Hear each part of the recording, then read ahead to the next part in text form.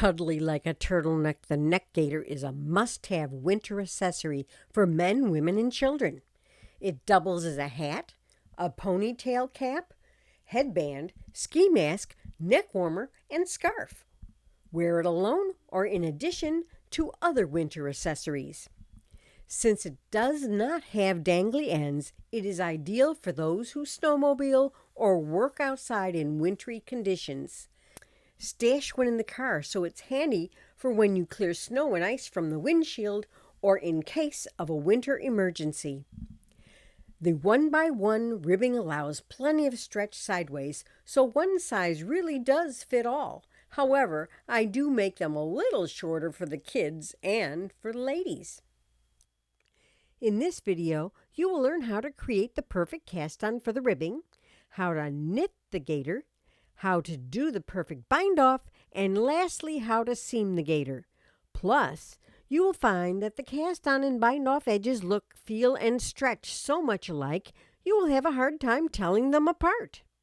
Since you only need 4 ounces or less of worsted weight yarn, you'll rid your stash of lots of partial skeins, and because the gaiter is so easy to knit, it makes an ideal charity project too. I'm demonstrating on a Brothers 270 bulky with a Brothers 260 ribber. For other machines, refer to your user's manual for comparable settings. Set the racking handle to P3 and arrange the needles as follows. On the main bed, put the left number 51 needle into work position and also every other needle across the bed, ending with the right number 50 needle. On the ribber, put the left number 50 into work and every other needle across the bed, ending with the right number 49. This arrangement does 2 things. First, it places the working needles on the main bed opposite the out-of-work needles on the ribber, and the working needles on the ribber opposite the out-of-work needles on the main bed. This means the needles will not collide while knitting. Second, both the outside edge needles are on the main bed for easy seaming later. Set the main carriage to knit in both directions. This means the change knob is set to N and no cam buttons are depressed. Lastly, set the tension to 0. Set the ribber carriage to knit in both directions by setting the cam levers. Both should be on N. Set the tension to star, which is the tightest tension. The tucking lever should be set to R for regular knitting. Move the slide lever to Roman numeral 2 to create a firmer edge. At this point, it's helpful to connect the carriages and slowly move them across the bed a couple of times to align the needles. End with the carriage on the right. Then, set the row counter to 0. So, we're going to thread up by dropping our yarn between the beds. I'm going to leave about a 15-inch yarn tail, and I'm going to clip it with my clothespin and thread up. We're all set to make our first row.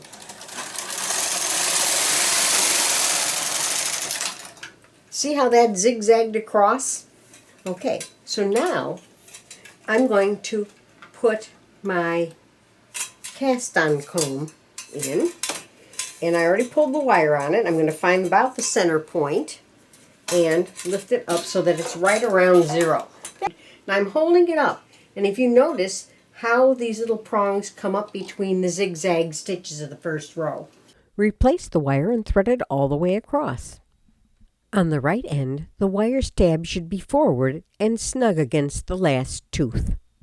Add weight to keep tension on the ribbing. So I'm going to just flip this handle down so you can see what I'm doing over here. On the main bed, I'm leaving it unknit. I'm leaving the tension at 0, but I'm just simply depressing the left part button right there. Everything else stays the same. I'm going to push the right cam lever to PR, leave it on R here, leave this one on N.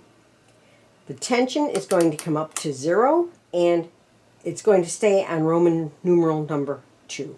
It's going to knit going this way. And then my ribber will knit going this way. So now I'm going to just knit a row. And if you can see, the back row knit. On this side, I do nothing. So now I just knit again. Now the front row knits. And then I knit back, and the back row knits one more row. Now I'm ending on the right. And this is where I'm going to change my carriage once again. On the main carriage, set the tension to 2 and release the part button. On the ribber, set the cam lever to knit, the tension to 2, and slide the slide lever over to Roman numeral 1. Now, I'm just going to continue to knit.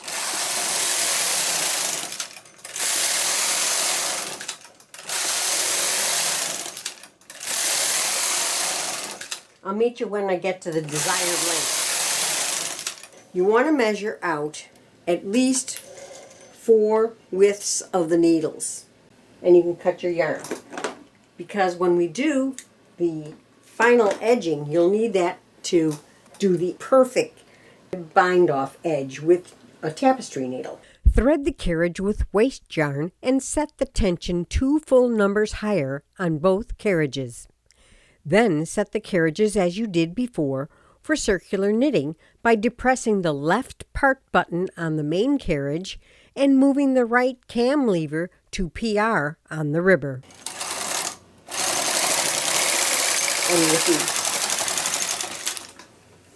And with the waste yarn, you can see the difference in color, and it knit on the front bed there. Now it's going to knit on the back bed. The front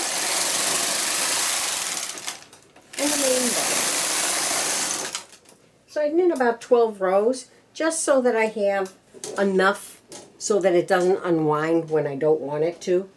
Then I can cut my waste yarn and I can just knit across. I can knit across on the front bed, so the ribber knits, and then across on the back.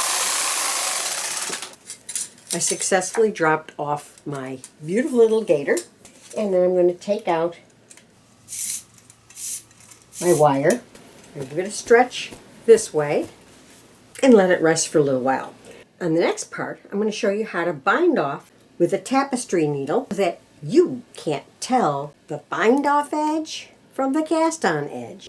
I'm going to just bring this yarn to the front side where I'm going to be working at first. Then I'm going to locate the first stitch on this side and the first stitch on that side. And here it is on this side. And all I'm going to do is pick it up and then bring this needle through the first stitch on the back side also. And draw that through. All I'm doing is locking down the edge stitch. Now I'm going to return to the first side. And from the outside going inward, so it's from the knit side to the purl side of that stitch, I'm going to put my yarn in here.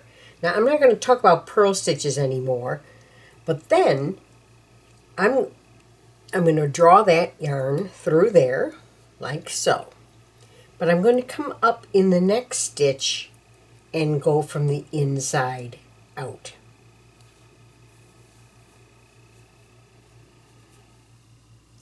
Then I'm going to jump back to the first stitch over here, and I'm going to pick it from the outside in, and then the next one over from the inside out.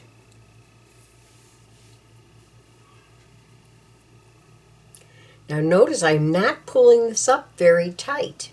You don't want to pull it tight because otherwise your rib edge won't be like the other one. It won't have a lot of stretch. Now I return to the one that I came out of on this side, pick that one up from the outside in, and the next one from the inside out.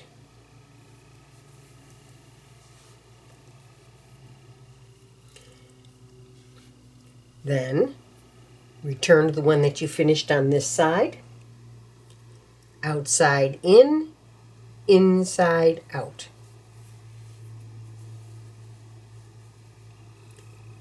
Jump back to this side, outside in, inside out. And you can see how it's developing. Go back to this one, outside in, inside out. And that is it. Now, the only warning I have is do not pull this up too tight. You want to make sure that that can stretch because you want it to look just like this edge. And we are getting close to the end. Outside in, inside out. Oh, we're going to just make it. There we go. You want to make sure you don't pull it up, even in this last minute. Outside in, inside out. Oh, and we still have to come back and cross over. So we're going to thread up, and we're going to go over to the next stitch where we came out of on this side, and just stitch through. Now, I like to stitch through it, pick up that stitch there, here we go, can you see that? Right there, and then out the end. Now, we are going to weave that in, and that when you pull up snug. And see how nice that edge came out? But wait, let's pull out our scrap yarn. There we go. Now, look at this edge. And look at this edge. Now, we know that this is my bind off edge because I have an added piece of yarn there. But they look basically identical. So all I'm going to do at this point is I'm going to seam it with a mattress stitch. So I'm going to seam right up these bars on the purl stitch. So here we go. We have the purl side. I'm going to stitch through there, and if you can see, it's right next to the knit side, right there. And so I'm just going to go up right next to where the knitting is. And so on the mattress stitch, I'm going under 2 bars each time. 2 bars over here, you see?